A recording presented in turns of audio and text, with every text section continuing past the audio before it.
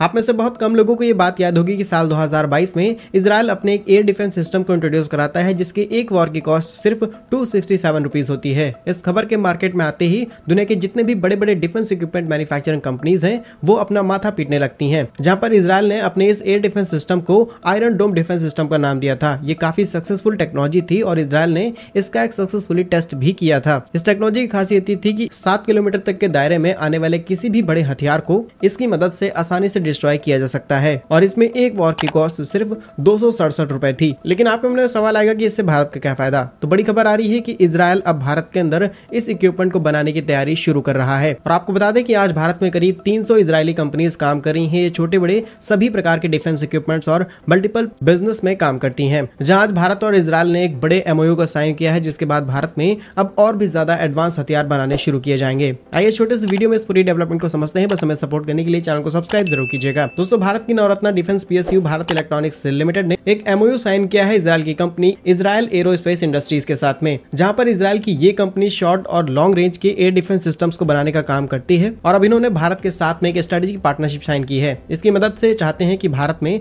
अब बड़े स्केल पर इन सभी चीजों की मैन्युफैक्चरिंग की जाए और दोनों ही कंपनीज मिलकर के जो भारत में डिफेंस इक्विपमेंट्स बनाएंगे उसको भारत की जरूरत के साथ साथ इंटरनेशनली भी एक्सपोर्ट किया जाए। रिपोर्ट्स के मुताबिक दोनों ही कंपनियों ने एमओयू इसलिए साइन किया है ताकि भारत में आत्मनिर्भर भारत और मेक इन इंडिया नीतियों के तहत बड़े स्केल पर सभी तरीके के डिफेंस इक्विपमेंट्स तैयार किए जाएं। यदि आपको याद हो तो इस साल भारत ने करीब 900 डिफेंस इक्विपमेंट्स के इंपोर्ट्स पर बैन लगाया है और लास्ट ईयर करीब 500 से 600 डिफेंस इक्विपमेंट्स के इंपोर्ट्स को बैन लगाया गया था। जहां भारत सरकार का टारगेट है कि 2 से 3 सालों में करीब 2500 डिफेंस इक्विपमेंट्स के इंपोर्ट्स को भारत में रोक दिया जाए। और जब डिफेंस इक्विपमेंट्स भारत के अंदर इंपोर्ट से रोके जाएंगे तो जरूरत पड़ेगी कि हम डोमेस्टिकली इन सभी चीजों को मैन्युफैक्चर कर पाए। फिलहाल इजराइल और भारत के बीच में हुई इस एमओयू की मदद से भारत में मल्टीपल डिफेंस टेक्नोलॉजीज जैसे कि UAV, missiles, intelligent solution, air defence system, radar, multiple type की गन्स और स्पेस टेक्नोलॉजी में भी दोनों ही कंपनीज साथ में काम करने वाली हैं। और ऐसा इसलिए कि दुनिया की बड़ी बड़ी कंपनीज भारत के अंदर इन्वेस्टमेंट कर रही हैं, तो इजराइल आखिर पीछे कैसे रह सकता है। ऑलरेडी देखा जाए तो भारत और इजराइल के रिलेशंस बहुत ज्यादा स्ट्रांग है। आज एशिया के अंदर भारत इजराइल का तीसरा सबसे बड़ा पार्टनर है। इसके अलावा ग्लोबली